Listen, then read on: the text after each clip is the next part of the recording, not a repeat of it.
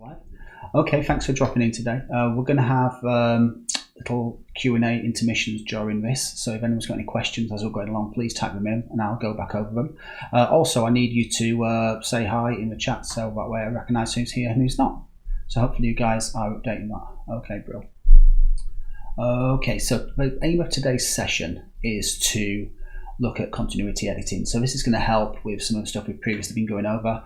If you guys not recently been editing something, this would be something you get teeth into, and all the assets and all the footage that I'm using here today is going to be available for you on Canvas. So if you go have a look, you'll find a link to download from Google Drive all the footage, all 126 files, 113 clips, which is a little bit overwhelming. So we're going to find a way to helpfully manage that. So you know that happens when you start filming, that you can have multiple takes, etc.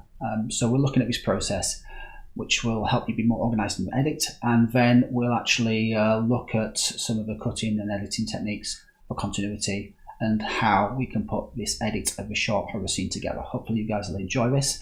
I can't claim this is my footage, I'm afraid. It's actually stock footage which is available online. I will put a credit for it within the description below, so thank you very much to the individuals that made this available. And all I've done is sort this out and rearrange media assets so that way it's usable as a teaching resource. So let's quickly just go over to Word. Yes, your favorite program. Let's have a quick look at what we're dealing with here. So what we've got is a script. So this has been one of the first things you get introduced to. So it's a script and it's made up of 3 short scenes, and they don't necessarily have to be edited in this order, and we're going to talk about that later. So what we've got is an interior warehouse scene at night time, as all horror scenes are. So lots of action descriptive as to what is going on there, so no dialogue. But then at the end of it, the dialogue we do hear, which comes out of one of our characters' mouths, is her screaming, which then cuts to scene 2, which is an interior bedroom scene in the morning. Bit of action descriptive there, very short scene, 1/8 of the script, and then it cuts to interior kitchen morning, so it's continued, and at which point we get some action descriptive here and we get some dialogue as well. So that way our characters actually speak, and it ends fade to black. So it's a very short scene, effectively just under 2 pages. And when this was shot, a shot log was taken, and here are all 113 clips, and it was shot on 2 cameras. So we have scene 1, camera A and camera B, and scene 2, camera A and camera B, scene 3, camera A and camera B, etc. So there's lots of described content, and as you can see here, some of these shots are retakes and some are very short, but what's not been marked on here is good or bad, so they've been left blank, so that way you can actually look at this footage once you've downloaded it, and you can do what any editor should be doing, is previewing all the footage and looking for the good takes. Ideally on set, if this had actually been shot logged and there'd been some indication it's good or bad here, what was the good takes and what were the bad takes, it would have helped you. It's great to look through the footage, it's good for you to know it. Sometimes you might find something that's marked down as a bad take, but actually it's usable. Maybe you've just decided to swap things out and change things around, and what was a good take doesn't quite work for continuity wise, so maybe then have a look at some of the other takes and maybe you can rescue something which is going to work for you. So that is a list of all the shots. Seems quite overwhelming, but once you actually go through it, it makes your editing a lot quicker, and this would be done by a junior editor, a lightweight editor, to save time in the edit suite, and that's what's important. Edit suites are quite expensive to hire, or if you've got to pay an operator, an editor, it's going to be expensive as well, so hence any time saved there is really important. The other documents on here is the credits as well, and I've included it in there as its credit and reference to the people which are involved in filming this and who owns the footage as well. So if you were to actually produce an edit with this footage, please include the credits as well, either on the actual film or include them in your description as well. So can I please ask that of you? So let me close that down.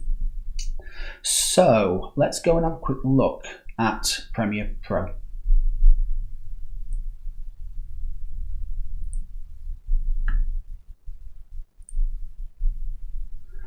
Okay, so what I've got here is, if I'd imported all my footage, and it says all footage here, let me just maximize this window, we're going to see that there is a lot of takes and content. And this folder structure, which is on my hard drive, replicates what is on the shot list, so that way you can find things easily instead of having to watch everything. You've already watched it once and you've marked whether something's a good or a bad take. So now you could actually just choose to import them good takes and not import everything, or you can import everything like what we're seeing here, and then you can ID the clip you need and sort it out. So hence that pre-organization is really important to help you save time in the edit and work efficiently and not end up having a messy situation going on. So there's more than one way to tell a story, and we're going to look at 3 examples here of this script. If you wanted to, you could have the script open at the side and read the action descriptive as we're seeing what's going on. And this first one here is about telling the story. And let's watch this first version of it. This first version is show, don't tell.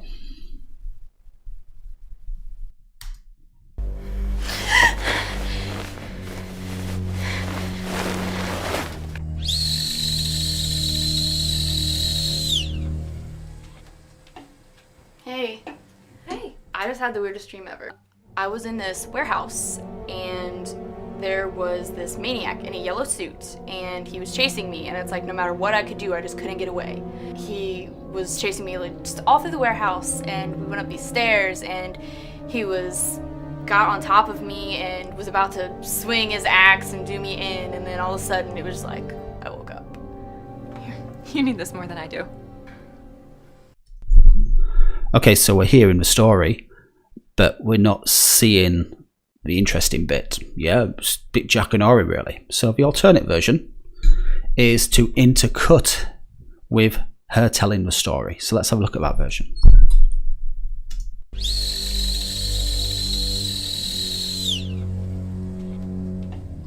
Hey. I just had the weirdest dream ever. I was in this warehouse and there was this maniac in a yellow suit and he was chasing me, and it's like no matter what I could do, I just couldn't get away. He was chasing me like just all through the warehouse, and we went up these stairs and he got on top of me and was about to swing his axe and do me in, and then all of a sudden it was like I woke up. You need this more than I do. Okay, so we've intercut there between the girl telling the story. We're actually then seeing the story, which looks a lot more interesting, and then it cuts back to the resolution of the story. So a great way of telling the story. It did feel very documentary style though, when we've got her voice over the top. It sort of took away the edge of the drama of what we're seeing, and her telling the story in such a bland fashion with that dramatic score in the background and the images as well just didn't mix well. So let's try to get the best of both worlds here and let the visuals really give us the story. We don't necessarily need to hear her describing what is happening. We can see it. So all maybe we do need is something to introduce it, and then something maybe to wrap it at the end. And so we're trying to get the best of both worlds here. So really this is about visually leading and it's about narrative storytelling. So let's have a look at this version.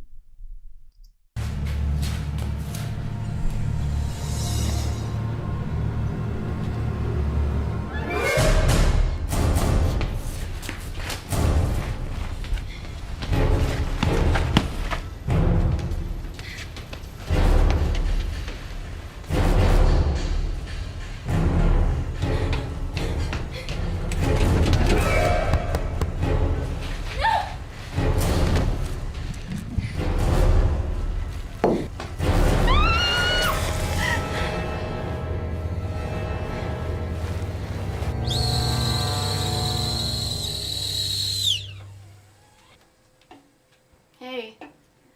I just had the weirdest dream ever. Yeah, it seems so real. You need this more than I do.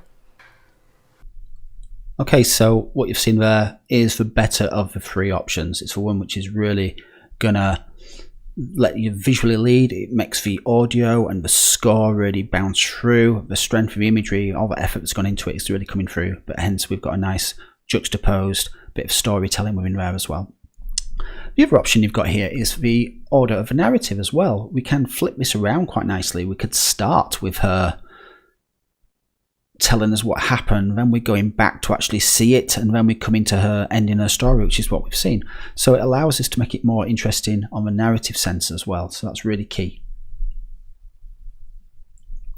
So what we want to do is practice some editing skills here, and being a continuity edit, it's about getting your shots to continually link and tell a story. Obviously there's going to be jump cuts in here as well. We don't need to see every single footstep, every single chase, every single instance of her living this event. We do need to speed through it. So what I've got here is a fresh edit and a timeline, and hopefully you would have gone through your footage and you would have sorted the clips prior to coming into editing here, and you would have known which clips you want to find and want to use, because that's what I've done here when I prepared this earlier.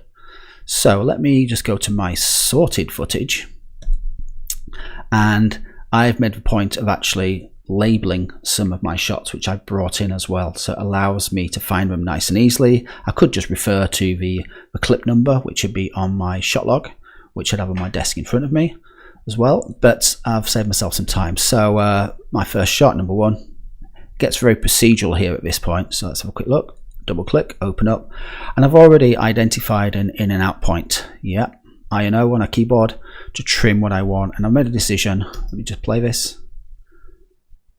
Here we go, but we're starting with the Mad Axeman coming into shot, so he's been revealed.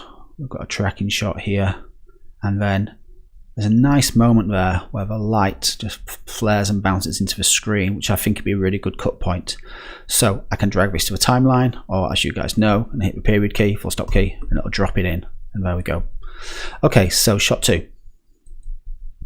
At the moment, there's not much continuity here. I do have my character exiting frame here, which isn't it's not a necessity, but that little peak of white there will work quite nicely for my cut. Just going to trim that back a little bit. So girl hiding, as I've named it, and I might have put that note on my shot log as well. And I'm going to look for the point here, and we do have some sound if you listen up. Action. So we've got sound of director on set calling these shots. Okay, so we get a shot here, Axeman coming in. Girl pops up from hiding place. She looks. Right, okay, so I'm thinking that would be a good point to end that shot. And here's a good point to end my shot. I can drag, drop at the end, or I can use period key, full stop key to drop it wherever my timeline indicator is. There. So we now have, let's have a quick look in the preview monitor. There's obviously audio here which needs to be fixed. Especially when we can hear director's cues coming over the top. So what we might need to try and do there is rescue some of them footsteps of our Axeman, but cut out the audio there. So that's one of the first challenges with sound. Okay, so she looks. I then want the Axeman looking back. In fact, what I could do, I could cut to a shot where her head has popped out, which is there. She looks scared. That's the reason for the close-up. We want to see the reaction. We want to see the intensity of the emotion that she's experiencing. She is acting after all. And she runs off. There's my out point. Full stop key, drop it on. So let's have a quick look. Look.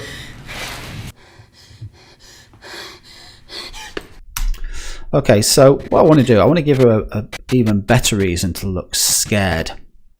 And I want her to see here that the Axeman has seen her as well. So that way she's just not watching, she's now being watched as well. So let me have a quick look at shot 4. Axeman looking. So there's a moment here where he turns his head and starts to move. So what I want is the point here where he turns his head and starts to move. Out point. I'm going to just drag this. I'm going to place this here. I don't really necessarily want the audio, so click off, hold down Alt. Oops.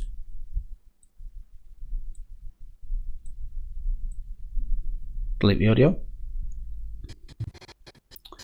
So we have this moment here where that's when she realizes she's being chased, which is when our Axeman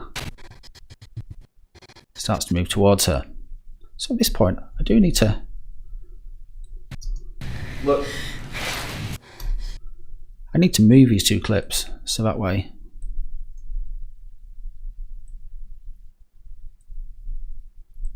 look. She looks, he looks, she starts to run. So I want you to have a play with continuity there. There's more than one way to do that. Yeah. It could be that she hangs onto this shot a little bit longer.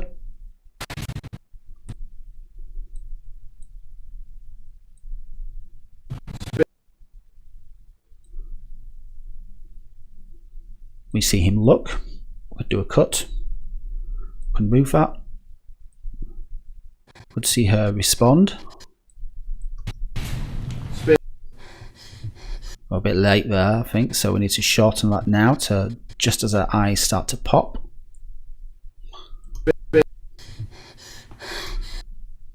And we could do a cut there. We could then show the Axeman start to move, and then her realizing it's time to get out of here. So that intercutting between them 2 characters, the backwards and forwards, is what's going to help build tension, and the pace and shortness of that shot is really going to help as well. So you want to be, it is an extra effort, but this is what gives drama to the scene, and this is where you need to make sure you don't have any temporal overlaps and that things fit nicely, so you got good continuity. So she gets out of there. If I wanted to, I could even just go back to this shot here, double click up here, and let's look for a bit where she doesn't actually run from that angle there. So let me just go to 5, the chase. So she started running, and let's have a listen. Alright, camera's rolling. And action. Okay, not a bad place to maybe mark an in point. Or a bit of camera wobble prior to that.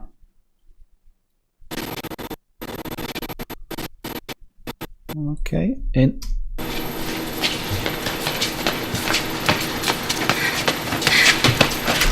Maybe I'm going to cut there. Well, we've got our character quite full in the scene.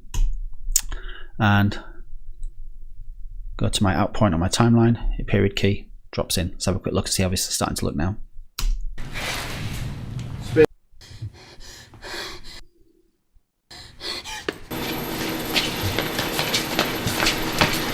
I could definitely tighten up her reaction, his look, and her starting to run there. I think that definitely needs something.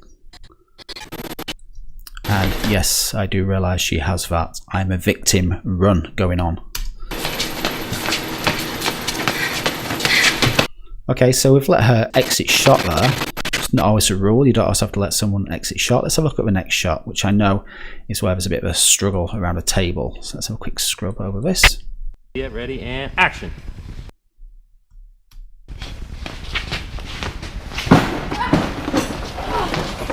So effectively we've got continuity because she's travelling from left to right in the scene. I know she's coming towards camera, but she's biased towards one particular direction. Let's just leave it there for now, mark an out point. I can always trim. And back to my timeline, endpoint.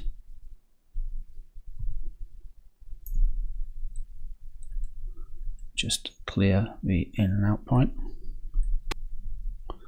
And let's drop that clip in on there. Look at that.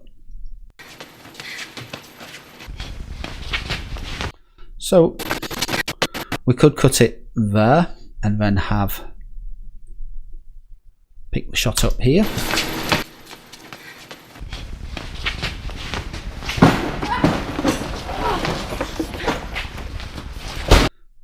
Quite a few options there for how close you want her to get to the camera before we get to this stage. It might be that you look for scale and go, well, our character's so big in the frame there, so maybe we're going to pick up from here. Continuity of where her head is looking works well as it is. Her hair does look a little bit more blow waved there. Next shot after that would be chase on the stairs. So let's have a look and see where this picks up. Alright, roll. Action! My fingers are hovering over the I and O keys at this stage.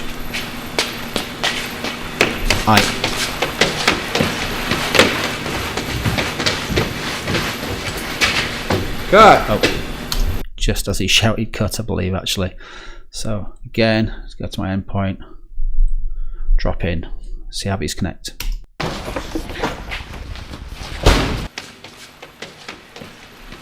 Looks like she hits the bottom step there. What we don't want to do is maybe have her halfway up the steps. Could try it, see how it looks.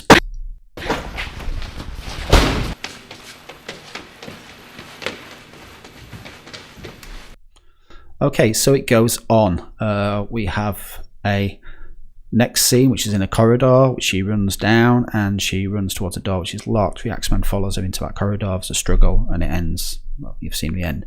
So you guys need to have a look at these shots and start to put this sequence together. It's a great exercise for continuity.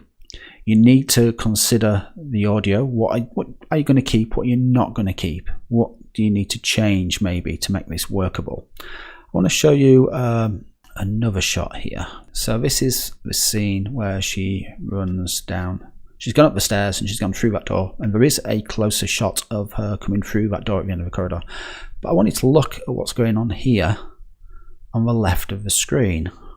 Can we magnify what's going on here? We've got a character who's sat on a stool with a camera.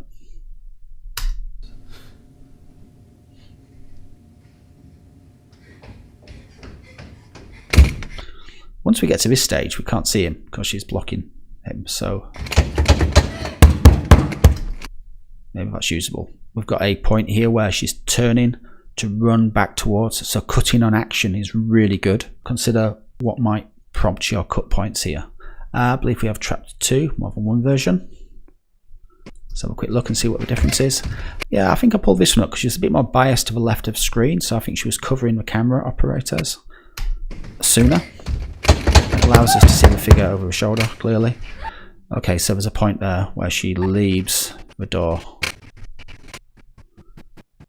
where the camera operator starts to be revealed. That's where we need to definitely make sure we've cut by that point. So if there's issues like that, there's also the option that you could possibly look to crop the shot. So I'll show you here. So this is sort of saving a shot in a way. Let me just drag this into a timeline and show you this little technique. So say for instance I wanted to use a shot from here. Let me just trim it in. What I could possibly do is see if I can enlarge the image ever so slightly. This has been shot in 4K, and if we were bringing this onto a HD timeline, we'd be shrinking it down to 4 times the size it was. So maybe we wouldn't shrink this down. Maybe we'd actually try to keep it closer to its original size. So I'm mimicking this here by just pushing the scale up a little bit. So I'm going to push the scale up and I'll just rearrange the height of the shot like so. Let's go to 150. And now all of a sudden we've not got anything which is very distinguishable. It's a camera operator in the frame, and we've got her sat nicely on that third. We've got our character coming in. There's actually quite a central perspective to the corridor, So that's sort of helped us. So sometimes you can save your shot, and that's the advantage of why a lot of content is shot in 4K. It allows for the images to be scanned and panned and moved around. Higher than 4K now, 6 to 8K. That freedom for framing is really useful. So by scaling things and moving things around the frame, you might possibly be able to save that shot. So I want you two guys to have a look at that. There's a great opportunity here as well for a bit of interrelational cutting, relational editing, if you recall this, where there is the moment where she screams and we have the kettle whistling. Have a little experiment and have a play with that. Maybe there's a way to link them elements together. I've also included some score. Let's have a quick listen.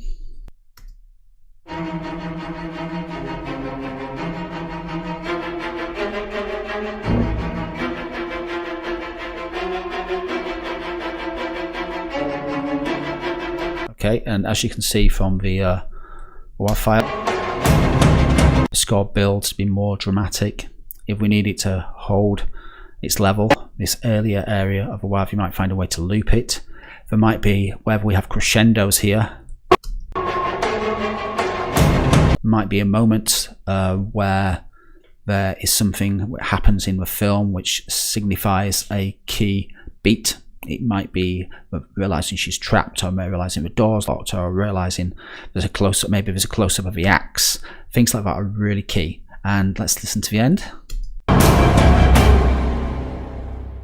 And there's the come down at the end. Maybe that could be timed appropriately as well.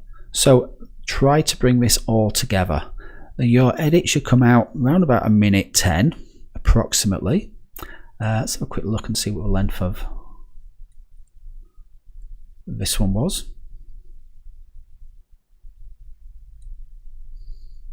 50 seconds. So let's look at under a minute, and you have quite a bit of score there. You might find that maybe there's an opportunity to add some Foley in there. ADR might have been used for the struggle when it was on the ground, etc. The sound for the dialogue in the kitchen, I believe, is pretty clean, so it's okay there. Let's have a quick listen and a look. So look at the wake up shot. I don't think there's much audio in the wake up shot. And action.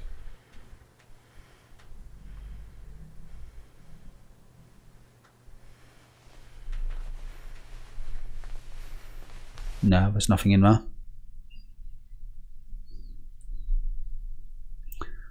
Let's have a look at the close up of a kettle.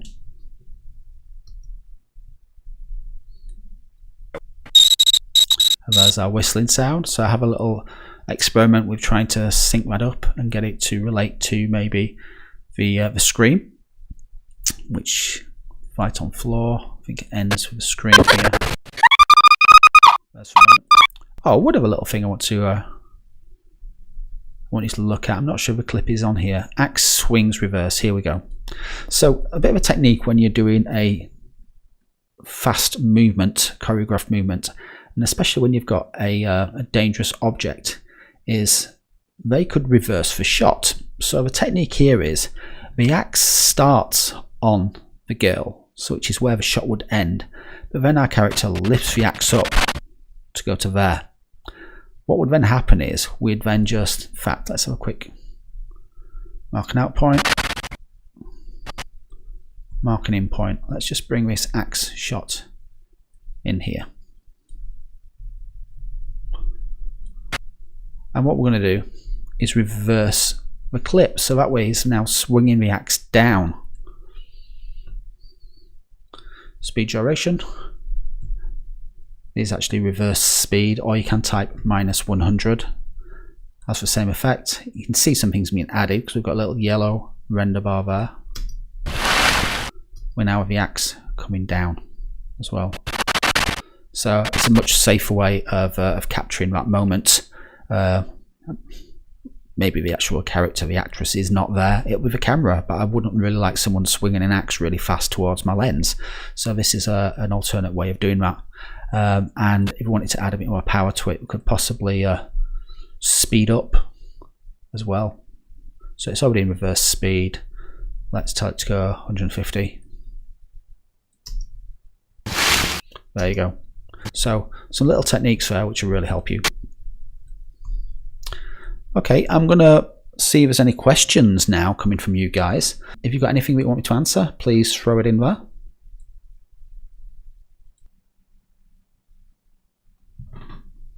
Okay, so this is pretty straightforward for you guys.